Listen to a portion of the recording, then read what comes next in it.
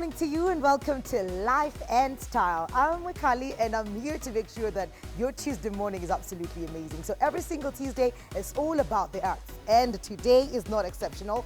I have Prevail Productions in studio for the Performing Arts and of course that will be followed by the visual arts and then spoken arts later on.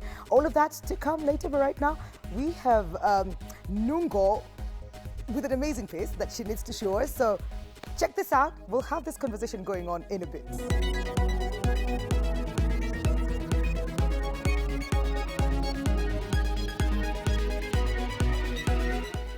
Cherengani, Mosoriot, Loyangalani, I don't care where. Take us elsewhere. I don't want to be here. I mean, look. I see you've moved the furniture around. I see you've redone the walls, painted that is. Thank you. But no, I can't stay here. I can't. What? Is the move too expensive? Is it too much work? Well, whatever the case, I don't want to stay here, okay? Okay, look, I know I look like that I'm spoiled, that I'm over dramatic, but have you by any chance put yourself in my shoes? Have you for a second seen yourself in such a night surrounded by men who want to kill your father, surrounded by men with your father on his knees at their mercy? Have you? Do you know how scared you'd feel? You'd be numb. Numb, deaf, and blind. Blind because your eyes cannot stop the tears. I mean, you'd want to, but it's not on your mind. I mean, you know something is wrong with you, but that and every other part of your body is dedicated to just worrying about your father, whose life is in their hands. Cats with dried mongoka spits on the edges of their mouths and bloodshot eyes like animals. Animals. Beasts. Demons. Demons who do not want money. Don't want rape. Don't want anything but your life or your exit from their land. Oh, look, okay, please, listen. Why, please, okay, look, achana na yeye, please, okay, sawa, okay, sawa, please, listen. Look, we have money, okay? We have money. I can give you money. Please, just don't hurt him. Don't hurt him, okay? Don't hurt him. Please, listen, okay? Listen, please, listen. I'll give you anything. Yeah, I'll give you anything. Take me instead. Please listen. I will give you anything. Take me instead. Just don't hurt him.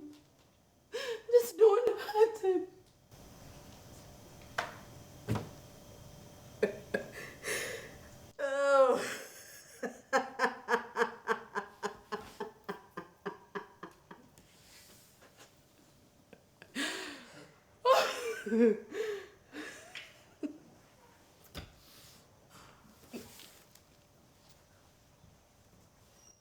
The lawyers say they'll get a couple of months.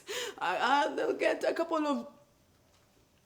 period in time in prison, as if that helps. As if 3 men in prison stops everyone else in the neighborhood from looking at us funny and occasional gratuitous insults on top of that. We all know the system being how it is.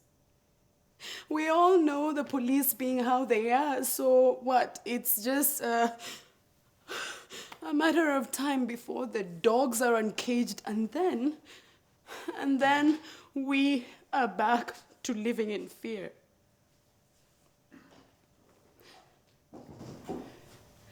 Do we deserve this? Do I?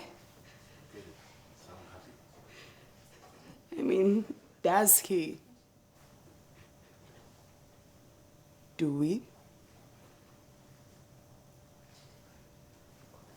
Just because the election was deemed flawed or rigged or whatever they think, did they for a minute stop to think that maybe, just maybe, we did not vote? Or maybe if we did, that we voted for their guy? Ah! I mean, we are in the year 2013. And tribe is still our world war around here. I mean, maybe a better match would be the apartheid reference, no? No, really, look at it. What's the essence of singing the national language, of singing the national anthem almost everywhere, every day, when one cannot live anywhere they want to in this country without being asked their second name, their tribe, their father's kin, and all that? No. It is not because they're curious about your culture or something. No. It's simply because they want to know how they'll treat you henceforth. You know? Are you and your people in the government? Are we and your people in a coalition or not? This is nonsense. Nonsense.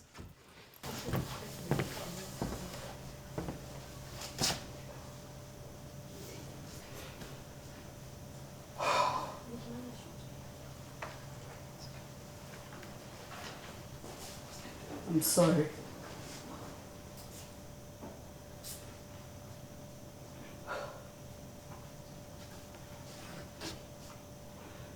We bought this piece of land,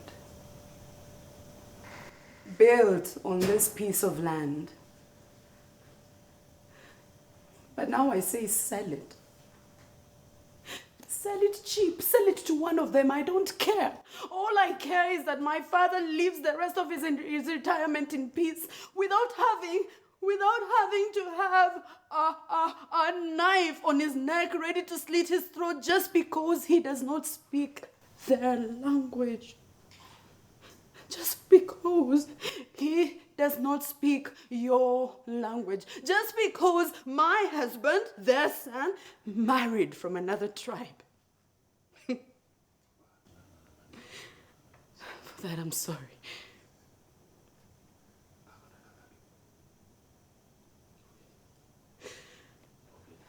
I'm sorry.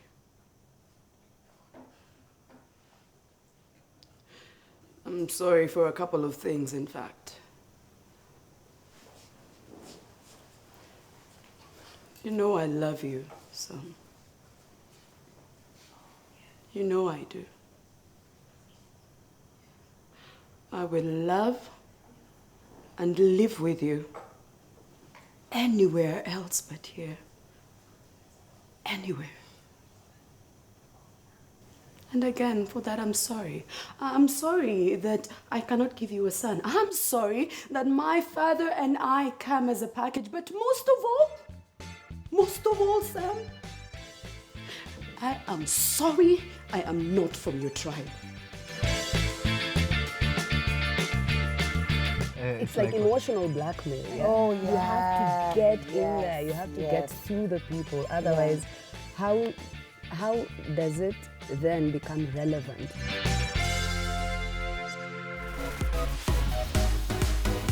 I have to say, Nungo, you made me come close to tears. Then you made me laugh in between the tears. And then I was sad again. Why are you playing with our emotions? Yeah, that's the whole point, no? Yeah? No? Yeah. Well, yes. Yes, it is. Yes, it is. Yes, it is. How's that performance for you? Before we get to the details of Prevail Productions, where we'll have Martin and we'll also talk about Wanjiku, your piece. But let's just start with the first performance that you did today, Nungo. Well, I think first and foremost, it's really honest. Yes. It's really honest about where we are as a society, as a community, as a country.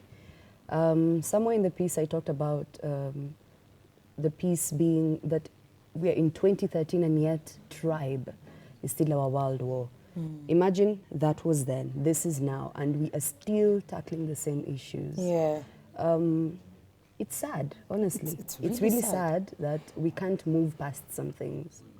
You know, why I said you moved my emotions, I think the way what I gather now that I know what you're talking about is that it was very, very true, like you're saying. It was very, very true.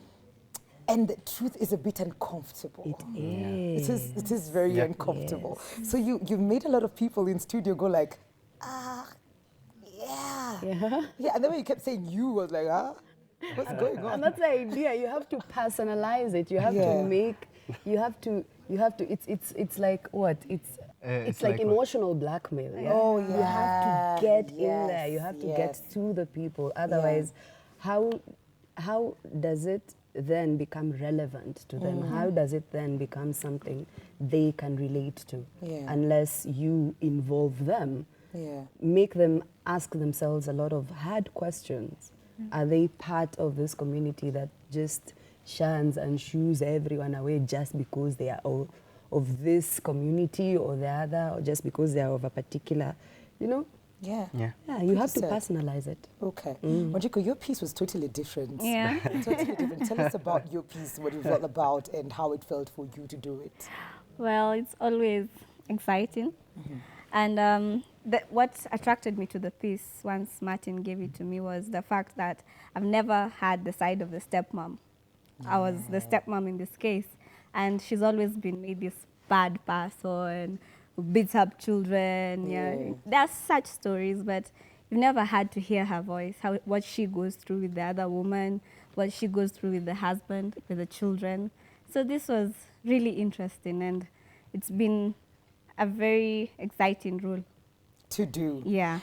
We're going to talk about the character, like how you get into those shoes. Right now, Martin, Prevail Productions, you've done this particular pieces yourself, or is it something that you've borrowed?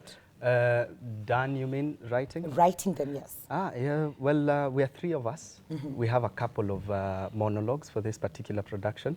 So I did a good number, but we also have a piece written by Wanjiku here. And we also have a lady called Cynthia Awinja. She's done a lot of blogging. So we decided why not try a bit of theater too. So the three of us worked on the 8 pieces, but we also have more on top of the 8 pieces. So it will be quite a full production. So we've just seen 2 pieces of the 8 pieces that you're saying you've done, and one by Wanjiku and Cynthia. Do you intend to have them performed together like what we see at the V monologues, Mending monologues? Yeah, well, it's more or less the same idea, but this time round we have now music added to it. We also have, we'll be having painters showing some of their pieces on stage. So some of the monologues are around particular pieces of paintings and all that. So no wonder I'm saying it's a collage of many things. But yes, they'll be done together. So we'll have a set and music in between. And another set. And it's going to be a whole event night. Right there. Yes, it An is. evening gig. So what's the theme? You said who's your daddy? But yes. What's the theme? Well, is that just who's your daddy, or there's something else? Well, we focus more on the daddy character, and that is something I almost take personally. Why? I always feel the father is not given as much credit. Yeah, but not all these monologues actually do give him, probably none of the monologues give the father credit, but they do recognize the role of the father. Because all of us are who we are because there was or there wasn't a father. Yeah, and whoever he was or whoever stood in his place formed us into being who we are. Yeah, so all the monologues are around the father figure somewhere. Going back to Wanjiku and stepping into the role of a stepmom, and at some point growing up, did you ever think, were you in that bandwagon of... Yeah. When I was a kid, I was like, you know, you read Cinderella. Mama and Kambo. Oh, yeah. yes. See now, even the books you read. Yeah, That's in the bedtime story. So you always have this picture. If someone tells you, I'm being raised by a stepmom, you're like, oh, poor you. Come, we'll adopt you. But you come to realize they're not bad people. Okay. Yeah, and part of doing this role was coming to terms with that. You know, realizing that they're also people. They also go through stuff.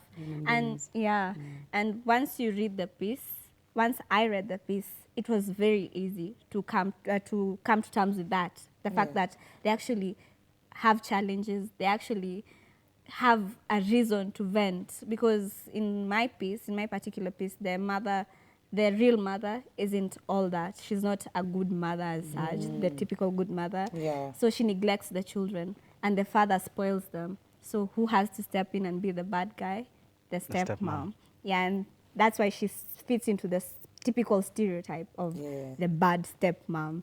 Yeah, and she's not helping herself by complaining kila saa, but still it's human. You have to complain. If the kids are bad, they are bad. If they're good, they're good. You know. Has it changed your mindset? Are you looking at the stepmom differently now? Yes, it has. It really has. And right now I'm sympathetic to them, and I hope that they're good ones. Not bado sija. I'm not really in tune with the idea that they're actually bad, but I think there are good ones out there, and I'd really like to meet someone in the streets and they'll tell me that you touched my life, you know. Finally someone has spoken for us. Finally I don't feel like the bad guy. And I want someone in the audience to realize my stepmom did this because of this, and not because she's a bad person. The voice for all the stepmoms out there. Yeah. Go And I should start an ambassador. Wanjiku for stepmoms. She's talking about passionately. Do you have something to add to that? Well, I think she's underlined it all. They're human too. True, you know, they have feelings. They need to vent. They need to share what they feel. And just like any other human being, they are misunderstood. Yeah. So we're not saying we don't have evil stepmoms out there. We're just saying maybe most of them are just misunderstood. True. Maybe they mean well. Maybe they actually do love the children.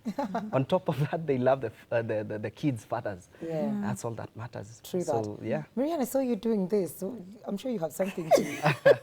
Well, I was cheering her on. Team player, no? Team player, yes.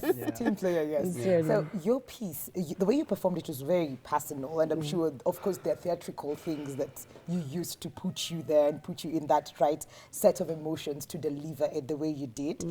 But did you go through this, or have you known someone who's close to you who went through political violence, like what we went down 2007, post-election violence? Because sometimes we draw inspirations from people around us. I wouldn't lie and say that I know someone personally.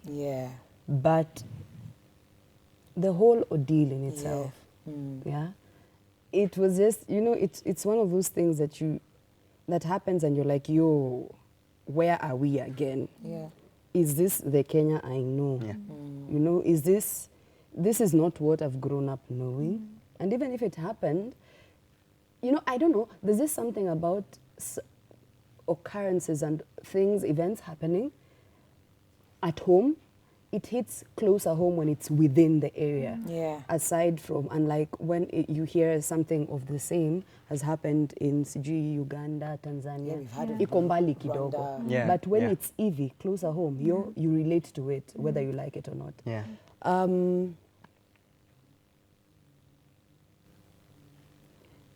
Well, personally, I just put myself in that shoe. I just put myself in that shoe and imagine if it were me. If this actually happened, what then? Okay. How does it make you feel? What does it do to you? Yeah. How does it affect people around you? I don't necessarily have to go through it. Yes. That's the beauty about acting, I Yeah. believe, Yeah. that we get to wear so many other, wear so many other shoes. Try it. How is it? How does it feel in there? Is it painful? Is it hard? Is it comfortable? Is it bearable? Is it what? Is Yeah. it nasty? Is it murky? What is it? That's the beauty. We don't necessarily have to go through a situation to understand and deliver, Yeah. but just being open to venturing and taking, allowing the character to take you and lead you on. Yeah. Absolutely. Yeah. How do you go about, allocating actors Yeah. for this particular For the pieces? particular roles. Yeah. Yeah. Yeah. Well, right before I answer that, I could also add something to, Okay, to cool. what she just said. Okay. I would say she's very right. You don't have to have passed through it to get It's it. true. Yeah. But the thing with the human condition is that you get it. Whether you're from Malawi or you're from Europe or you're from Gatondo, you get it. You get it. Someone is burnt. You kind of feel how they'd feel when they're burnt. Yeah. So when someone is hurt as much, well, we all understand it. It's only human to understand sadness and joy and all these feelings. So the moment you listen to something like that and you feel it, then delivering it only becomes as powerful as she's doing it. It's true. Yeah. Then again, about the roles, I think I always do it in my writing process. The process dictates who ends up doing the part, because this is Prevail Arts company started a while back. But back in the day, and a team, we do things around NGOs. This was back in the day, 2010. But late last year, we started with Who's Your Daddy One, and we've done a couple of productions till now. So what happens is, with this particular company, we are trying to do locally done shows, locally written material. And the number of times I've had to cast, and there are pieces that I've written, I kind of see these people as I'm writing. Oh, okay. Yeah, because being in the industry, you get to know different people and how far they can go with different emotions. And at times, you also want to break what we are kind of used to seeing them being. Yeah. So you've seen someone be this way. For example, we have two other artists attached to this. So we also have Joe Kenywa, and we also have Lynn. And I knew Lynn way back. And she do pretty strong characters. And it's, I think, 10 years before she's been on stage again. And the pieces she's doing are pretty different from what she do back in the day. So at times, as I write, as I prepare, as I read the scripts, if I'm not the one who's written the pieces, I tend to see these people. So I'd think of her when I'd see a character that has so much depth when it comes to going. I have to agree. Yes? Yes. I have to agree. Yes. So I think of Marrianne. I think of Yeah. lightness, then I would think of her. I'd know if she got this, she'd pull it off quite believably. And True. for me, that is what, as long as you can play it truthful, then yeah, you're on for the job. That's him when he's writing, he's thinking about the characters and who in real life would play that particular role. Wanjiku, for you, what is it hard? Are you comfortable in a certain set of character? Because I would say I've been in theater, and the biggest challenge was doing a monologue. A couple of monologues, I felt that was the biggest for me. But I've always been comfortable with commanding roles. I've never been funny on stage. I don't think I can pull a Shaniqua. So I feel I'm comfortable doing particular roles. Do you feel comfortable like that, or do you try to venture out of that comfort zone? I try to venture. Yeah. But okay, the last time I acted, it's quite a while back, I'd started favoring deep roles because every time it gets this funny girl, jumpy. So I was like, I want a challenge. And so coming out of that into this has been a challenge because I sort of stereotyped myself because I'm fighting the directors. And right now, being this funny girl is like, oh my God. I go deep, Mato is like, no, too deep, Oh, yeah? Yeah, so you have to, it's a challenge, it's a challenge. It's a challenge. And I totally get it's you. actually nice to have that variety. This time you do this role, next time you do. It expands. It's like, I like comparing acting to vocal cords. Every time you sing, you're told you're expanding your vocal cords. I think of acting as that. Every time I do a different role, I expand my depth, I expand my knowledge, I expand my abilities. So yeah, that's how I take up my roles. Yeah. Marrianne. Could I add something? Yeah, of course. Well, you talked about you having a preference with more commanding Can I roles. just be there saying no? No. No. I said no. No. Please don't. Yes. That's the thing. It's you have to know your niche. Yes. What works for you. Commanding, authoritative roles work for you. Hala. You'll do it effortlessly. Yes. But then there's also a risk to that. There's a danger to that because you become comfortable. Yes. I'm always this authoritative, I'm always this strong woman. So most likely, you will always end up acting a certain way. Yeah. Yeah. Talking a certain Talking way. a certain way, walking a certain way, behaving a certain way. What does that do to you? Nada. Nothing. As an artist, You don't grow. you do not grow. Yes. Yeah. And growth is everything. It's true. Yeah? How else do you get more jobs without Variety. variety, Yeah. without people actually seeing growth in you? Yeah. So knowing your niche is good, Yeah. but working around it. Can I be this authoritative person, but then is there a flip side to it? Yeah. Well, I'll go for a seminar, like a boarding school. Because I've seen Marrianne on stage, Nungo, this artistic thing. I've seen Nungo on stage do crazy. I've seen her do authoritative. I've seen her do a two-piecer, two-hander. Yeah. I've seen you do it all. I've seen you do it all. I don't know how you do it. Like, do you just switch, or do you become this other person? Most of my life, if not all my life, except for the period where I've been an artist, I was an extreme introvert. Yep. I have hardly ever played as a kid. I was always in the house. I've seen you play soccer, you know. Have you?